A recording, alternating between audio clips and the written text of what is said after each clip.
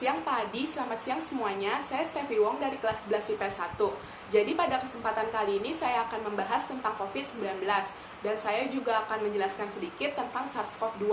Jadi SARS-CoV-2 merupakan coronavirus jenis baru yang dapat menular kepada manusia.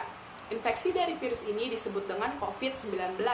COVID-19 pertama kali ditemukan di Wuhan, China pada akhir Desember 2019 lalu. Kumpulan dari coronavirus ini dapat menginfeksi sistem pernafasan manusia, baik secara ringan maupun secara berat. Bila secara ringan dapat berupa flu, dan bila secara berat dapat berupa infeksi paru-paru. Terdapat beberapa gejala dari orang yang telah terinfeksi oleh virus ini, seperti demam, batuk, sakit tenggorokan, dan juga sesak nafas. Namun, pada umumnya terdapat 3 gejala yang lebih menonjol, seperti demam, batuk, dan juga sesak nafas. Virus ini dapat menyebar secara cepat, bahkan di Indonesia sendiri sudah banyak warganya yang terinfeksi oleh virus ini. Melihat hal itu, akhirnya pemerintah mengeluarkan beberapa kebijakan dan juga himbauan, seperti kita dihimbau untuk tidak melakukan sebuah kerumunan, tidak berada di dalam kerumunan yang melibatkan banyak orang, karena kita nggak tahu di dalamnya itu apakah ada orang yang terinfeksi atau tidak.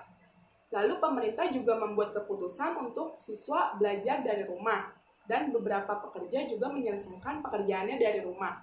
Menurut saya hal itu tepat, karena dengan kita belajar dari rumah, maka kita tidak melakukan kontak langsung dengan orang lain, sehingga hal itu dapat meminimalisir terjadinya penularan COVID. Lalu hal apa aja yang bisa kita lakukan di rumah untuk mencegah penularan? Yang pertama, tentunya kita harus membersihkan diri.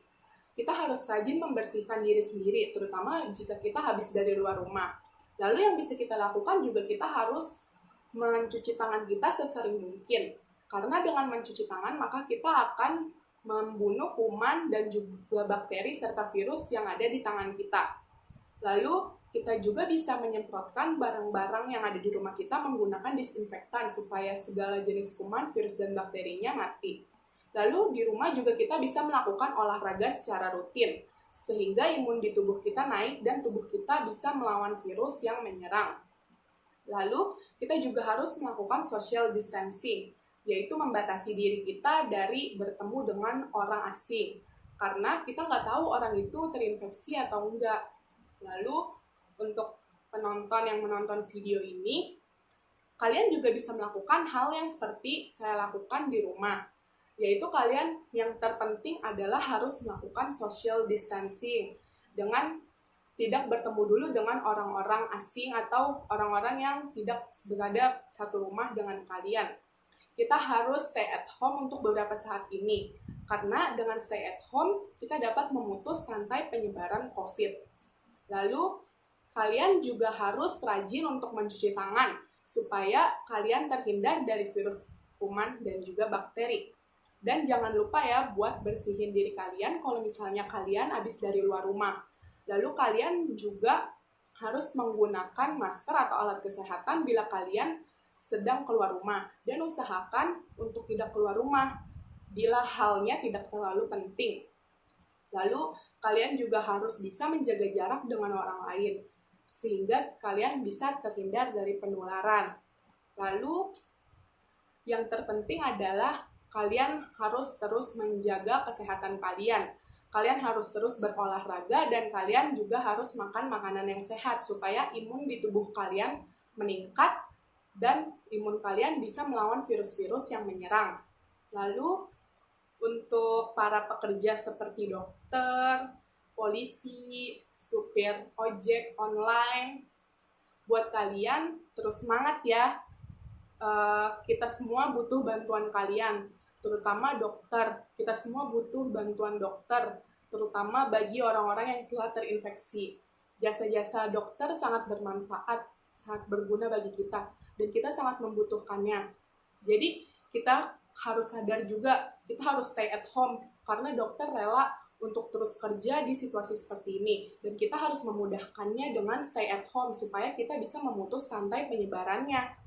Lalu untuk polisi, kalian juga harus semangat ya, supaya bisa mengamankan Indonesia. Dan kalian sangat keren, karena bisa menyetop berbagai kerumunan. dan bisa menegur orang-orang yang emang bandel dengan peraturan-peraturan yang udah ditetapin pemerintah. Lalu untuk ojek online itu saya juga mau bilang terus semangat ya, karena saya tahu kalian harus tetap keluar rumah untuk mencari nafkah, karena gaji kalian itu kan harian. Semoga kalian bisa terlindungi dari virus ini dan semoga kebutuhan kalian juga bisa terus terpenuhi. Meskipun banyak pekerja yang harus keluar rumah, saya harap semuanya mengerti bahwa kita terus harus menjaga kebersihan dan kesehatan, terutama bagi para pekerja yang harus berada di luar rumah dengan menggunakan masker dan bila memungkinkan harus membawa hand sanitizer supaya tangan kalian bisa tetap bersih. Lalu yang terpenting untuk kita semua adalah kita harus stay at home untuk sementara ini. Beberapa kegiatan seperti belajar tentunya tetap bisa kita lakukan meskipun dari rumah dan secara online. Dan dengan belajar dari rumah menurut saya juga efektif dan juga bisa menghasilkan sesuatu yang produktif yang sebelumnya kita nggak bisa lakukan karena kebanyakan waktu kita terbuang itu di luar rumah. Lalu untuk semuanya terus semangat ya, jangan patah semangat menghadapi situasi seperti ini. Kita semua harus yakin bahwa situasi seperti ini akan berakhir.